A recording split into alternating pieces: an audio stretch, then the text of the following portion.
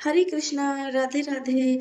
ठाकुर जी के इस परिवार में सभी लोगों का स्वागत करती हूँ।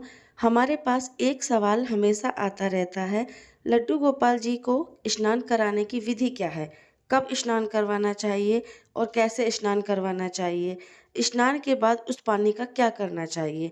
तो चलिए, आज स्नान संबंधित सारे सवालों का जवाब हम दे देते हैं। लड्डू गोपाल भगवान श्री कृष्ण के बाल स्वरूप हैं। हम घर में लड्डू गोपाल जी की जो भी मूर्त रखते हैं, बाल स्वरूप में उनकी पूजा और सेवा करते हैं। इसीलिए लड्डू गोपाल जिस घर में भी रहते हैं, उस घर में उनकी भगवान के जैसे पूजा नहीं होती है, बल्कि छोटा सा बालक जैसे पूजा होती है। जब इस विश्व ब्रह्मांड का पालनहार छोटा सा बालक स्वरूप हमारे घर में विराजमान होते हैं और हम उनका लालन पालन करने के जैसे भाव भक्ति से उनकी सेवा करते हैं, तो ये एक भक्ति होती है, जिस भक्ति का युक्ति या तर्क से कभी भी इनके जवाब नहीं दिए जा सकते हैं। भगवान को बालक स्वरूप देख के प्यार करके जो सेवा होती है, वो बाकी भगवान जी के साथ नहीं हो पाती है। तो चलिए शुरू करते हैं आज का वीडियो। लड्डू गोपाल जी जिस जिस घर में रहते हैं, वो घर लड्डू गोपाल जी का ही घर माना जाता है। और आजकल देखा देखी बहुत लोग लड्डू गोपाल जी को घर में रखते हैं, पर उनको रखने की सही विधि लोगों को पता नहीं है। मैं यही कहूँगी, हर वीडियो में मैं यही कहती हूँ कि लड्डू गोपाल रखने की सही विधि ढूंढने से अच्छा है आप उनको घर में एक छोटा सा बच्चा है जिसको बहुत ही लाड़ प्यार से रखा जाता है, सिर्फ इतना ही मान लो तो विधि अपने आप सीखे हुए हो। लड्डू गोपाल जी भगवान के स्वरूप हैं। कोई आम इंसान या आम बालक नहीं है। इसलिए कुछ कुछ नियम ऐसे होते हैं जो हमें थोड़ा सा पता होना चाहिए। लड्डू गोपाल को स्नान आदि सुबह सुबह ही करवाना होता है।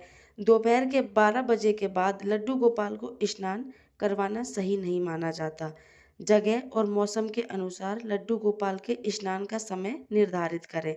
जैसे आप अगर पहाड़ी एरिया में रह रहे हो, जहाँ काफ़ी देर तक ठंडा रहता है, बर्फीली हवा चलती रहती है, या फिर इतनी ठंड के कारण डेली स्नान कराना पॉसिबल नहीं होता है, तो ऐसे में अपने लड्डू गोपाल जी को भी हाथ पैर बदन पोंछ सकते हैं एक दिन, और एक दिन गर्म पानी से नहला सकते हैं। सभी अपनी अपनी भक्ति के ऊपर रहते हैं। अब कोई कोई कहेगा, मूरत को भी भला ठंड लगता है?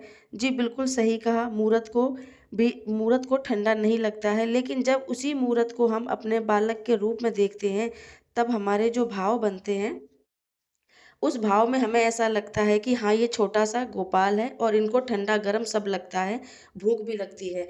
तो ये तो भक्ति के भाव होते हैं, तर्क विद्या में इनकी कोई युक्ति या अर्थ नहीं होता है। अब आते हैं कि आप गर्म प्रदेश में रहते हैं, तो सुबह-सुबह इनको उठाएँ और इनको पहले थोड़ा-सा कोई भोग लगाएँ। बहुत लोग नींद से ही उठाते ही इनको स्नान करवा देते हैं, पर मुझे ये सही नहीं लगता है। कोई भी बच्चे नींद से उठ के तुरंत स्नान नहीं करते हैं। उनको पहले दूध या माखन मिश्री का भोग लगाएँ, उसके बाद ही स्नान की व्यवस्था करें। अगर ठंड का टाइम चल रहा है, विंटर चल रहा है, तो थोड़ा-सा धूप आने का इंतज़ार करें और धूप आने के बाद लड्डू गोपाल जी को स्नान कराएँ। और अगर गर्मी का टाइम है, तो गर्मी के टाइम में आप सुबह सुबह ही दूध का भोग लगाने के बाद गोपाल जी को स्नान करवाएँ। डेली स्नान के लिए शुद्ध पानी का ही यूज़ करें। पीने का जो पानी है, जो शुद्ध पानी है, जो आप पीने के लिए यूज़ करते हैं, वही पानी से लड्डू गोपाल जी को स्नान करवाएँ। उसमें थोड़ा-सा तुलसी दल डाल दें। अगर आपके पास दक्षिणावर्ती शंख है, तो उससे स्नान करवा सकते हैं। तांबे का लोटा है या जिससे भी आप स्नान करवाना चाहते हैं, उससे आप करवा सकते हैं। स्नान के टाइम पर ध्यान रखें, कोई लोहे का बर्तन यूज़ ना करें। स्नान के बाद जो स्नान का पानी होता है, वो चरणामृत बन जाता है। उस पानी को खुद प्रसाद रूप में ग्रहण कर सकते हैं, अथवा तुलसी के या घर में किसी भी पेड़ पौधों में डाल सकते हैं। हफ्ते में 1 दिन आप उनको हनी से, दूध से, दही से, चीनी के बूरा से स्नान करवा सकते हैं। पंचामृत से डेली स्नान करवाने की ज़रूरत नहीं है। बहुत लोग खाली एकादशी के दिन स्नान करवाते हैं, या तो पूर्णिमा के दिन करते हैं।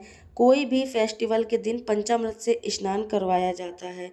और साथ में लड्डू गोपाल के स्नान के पानी से घर में छिड़काव ज़रूर करें। ये एक बहुत ही बढ़िया काम होता है। अगर आपके घर में किसी भी तरह की निगेटिव एनर्जी है या आपको लगता है कि घर में कुछ काम नहीं हो पा रहा है, कोई भी प्रॉब्लम चल रही है, तो आप ये करके देखें, थोड़े दिन में आपको फ़र्क पता चल जाएगा। आशा करती हूँ लड्डू गोपाल की स्नान संबंधित बहुत सारे सवालों के जवाब आपको मिल चुके होंगे। तो मिलते हैं एक नई वीडियो के साथ, तब तक के लिए राधे राधे, जय श्री श्याम, जय श्री कृष्णा। और भी कोई सवाल हो तो आप कमेंट बॉक्स में ज़रूर पूछ सकते हैं। राधे राधे।